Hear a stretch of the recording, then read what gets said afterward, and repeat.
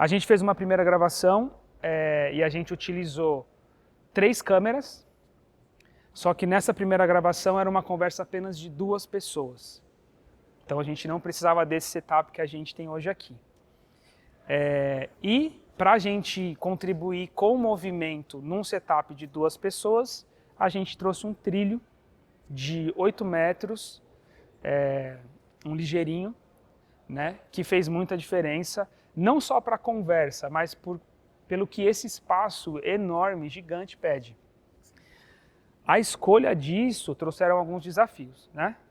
O primeiro deles foi de iluminação, porque a gente precisava ter as luzes praticamente todas distantes, né, da mesa, do lugar onde a conversa aconteceu. A segunda coisa é que se a gente inclui movimento, a gente quer ficar sem cabo para transmitir ou para conectar com a mesa, gravar, ter todo o recurso de pós-produção ali, né, de agilidade de pós. Qual a solução que nesse cenário, tirando a iluminação, porque é uma solução mais, né, da elétrica, gaffer e tal, maquinária, qual a solução que a gente tem hoje para quando a gente inclui movimento num podcast, por exemplo? Por exemplo, esse primeiro do ligeirinho. Nesse caso, como a gente queria gravar, né, ou até monitorar, a gente precisou mandar esse sinal para mais algum lugar. Em um setup convencional, não precisaria de mais nada. A câmera grava nela, depois em pós-produção a gente sinca. Nesse caso a gente precisava monitorar, então isso precisava entrar, no caso a gente utilizou uma mesa de corte. Então para chegar nessa mesa de corte, todos os sinais e também o ligeirinho, né, a gente utilizou um transmissor sem fio, que é no caso a gente utilizou um Roland, mas poderia ter sido um Teradek, enfim. E isso aí facilitou, porque geralmente, né, a gente coloca o cabo ali e ainda tem que ficar um cableman ali. Tem que ficar um cableman atrás do maquinista, isso, né? Que tem esse desafio, é verdade. Isso já facilitou bastante, já facilita bastante, né? E hoje a gente tem isso muito mais acessível e barato, né? Dá para colocar num set de podcast, dá para colocar num set budget de podcast, exatamente. Por exemplo, né? Então, isso é muito interessante. Então, essa foi a solução que a gente teve que fazer na primeira diária de gravação do podcast, né? De alguns episódios desse projeto. Nesse daqui, agora, né, eu desenhei um mapa diferente e nesse daqui a gente teve que solucionar algumas questões que são de podcast tradicional, que normalmente tem 4 pessoas, às vezes 5, às vezes 3. Nesse caso são 4 pessoas. E para 4 pessoas, em podcast, é utilizado basicamente, no mínimo 5 câmeras, né? Porque podcast a gente quer ter a agilidade de cortar para a pessoa sem que tenha o tempo de operação de chegar a câmera na pessoa. A pessoa começou a falar, a gente tem que estar nela, né? Então a gente precisa de todo mundo coberto o tempo todo. Ou seja, praticamente uma câmera por pessoa, mais a geral. Esse é um mapa de câmera, né, de um podcast tradicional, com 4 pessoas. Se tiver 3 pessoas, pode mudar. Se tiver 2 pessoas, pode mudar. Se tiver mais pessoas, mais câmeras.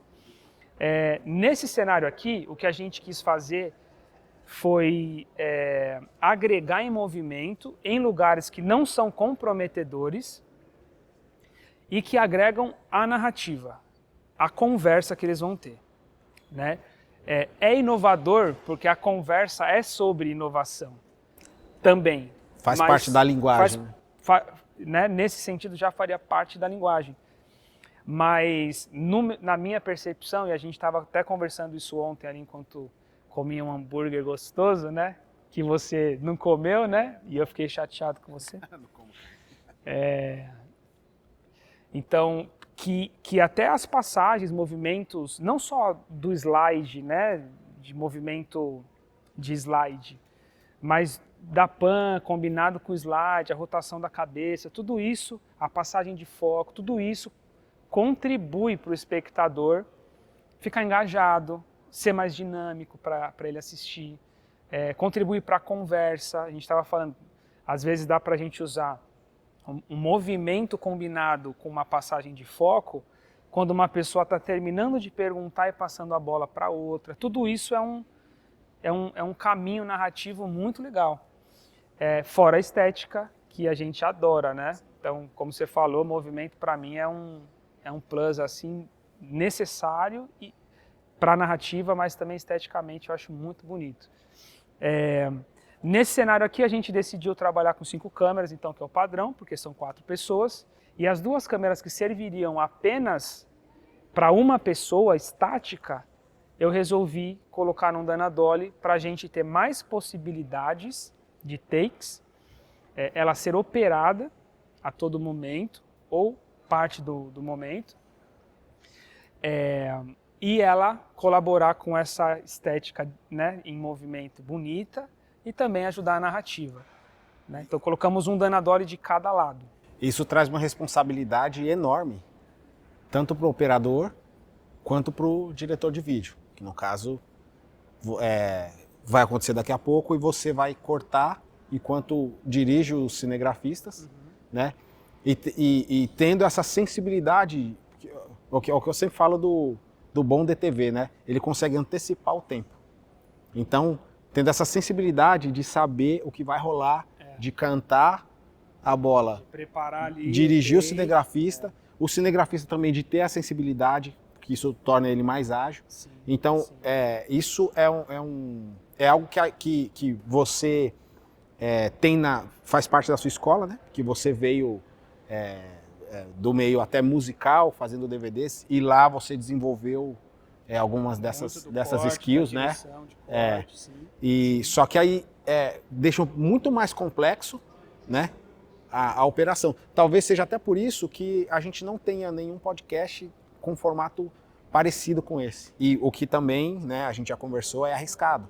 A gente tentar ajustar uma linguagem de algo que já está pronto, respeitando, né, essa linguagem, mas ao mesmo tempo trazendo sofisticação. Não é só complexo, é arriscado. É arriscado.